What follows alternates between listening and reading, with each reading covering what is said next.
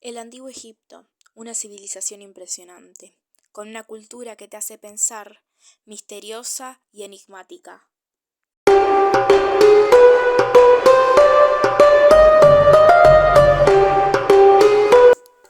Egipto fue el primer estado unificado de la historia y sobresalió por un montón de aspectos como la política y la religión.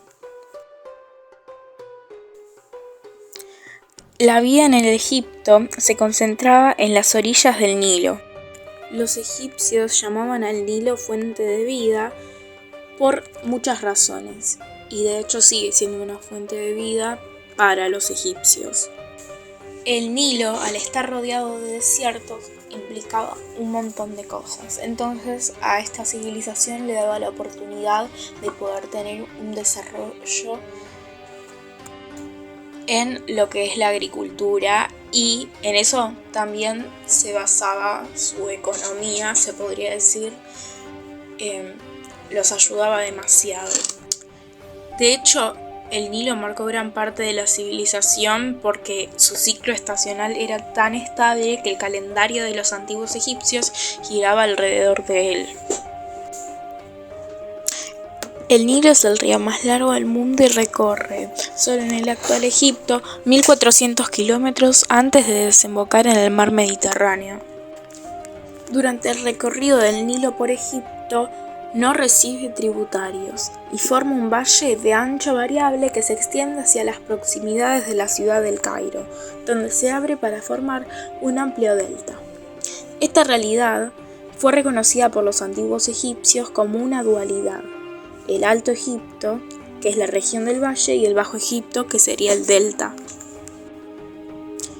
La historia de Egipto luego del periodo arcaico, 3000 al 2700 a.C. Tuvo tres épocas centrales: el reino antiguo, que fue del 2700 al 2200 a.C., el reino medio, que fue del 2050 al 1785 a.C., y el imperio, que fue del 1550 al 1085 a.C. En estas épocas, Egipto estuvo unificado y gobernado por una monarquía muy fuerte. Entre ellas se produjeron dos periodos de crisis del sistema político, que se les llamó periodos intermedios, que se caracterizan por la fragmentación del poder, las dificultades económicas y sociales, y también la penetración de grupos de extranjeros. Ahora hablemos un poco sobre la cultura egipcia, sus creencias y más.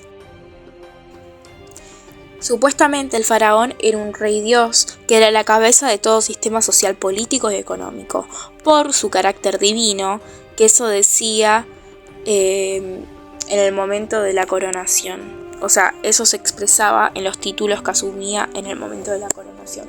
Y el faraón era el intermediario entre la naturaleza y los hombres.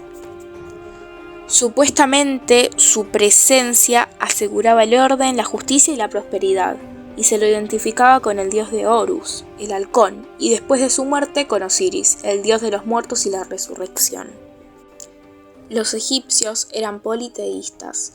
Esto significa que ellos creían en un montón de dioses. Tenían creencias que para el día de hoy son muy locas, y ellos creían en la vida después de la muerte. Estos dioses eran personificados con forma animal, con cuerpo humano y cabeza animal, o completamente como humanos. Y existían dioses que eran adorados únicamente en algunas ciudades, que eran dioses locales, mientras que otros eran venerados en todo Egipto. Como ya dije antes, los egipcios creían en la vida después de la muerte.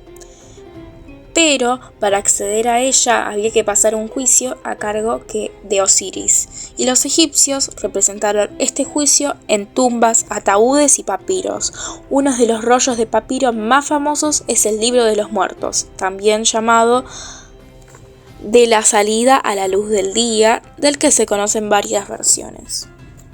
Si quieren un video que se trate sobre este juicio, sobre el Libro de los Muertos, me lo pueden pedir en los comentarios porque el tiempo no va a alcanzar. Los egipcios también nos dejaron un legado artístico muy pero muy grande. Las actividades artísticas de ellos estaban demasiado ligadas con las creencias religiosas que tenían, y en especial con la vida de ultratumba y con el poder político, que se volvieron inseparables. El arte egipcio tuvo también la particularidad de haber variado poco a poco a lo largo de los milenios.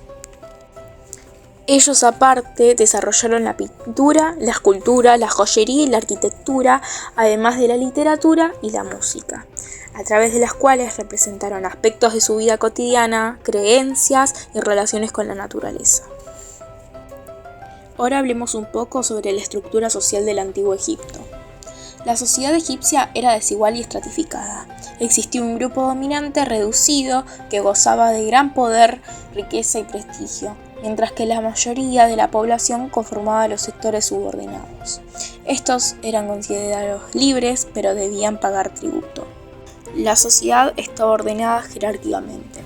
Los primeros en la pirámide eran el faraón y su familia, que vivían en el mayor lujo que esta sociedad había desarrollado.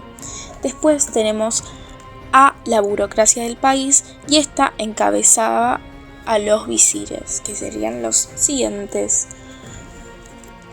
Después estaban los escribas, que tenían un rol muy importante porque, como sabían leer, escribir y calcular, tenían habilidades poco difundidas. Después tenemos a los nomarcas, que se encargaban de administrar los recursos y gobernar los asuntos locales. También existió una gran cantidad de funcionarios que se ocupaban de la recaudación de los tributos, de la aplicación de la ley y de la ejecución de obras públicas. Tenemos a los jefes militares, que también tuvieron una posición de privilegio porque se encargaban de reclutar y entrenar a las tropas. También tenemos a los sacerdotes, que eran fundamentales dado el carácter teocrático del Estado egipcio. Y por su parte, además de ser centros religiosos, los templos eran núcleos económicos y políticos. Luego tenemos a los comerciantes y por último a los esclavos.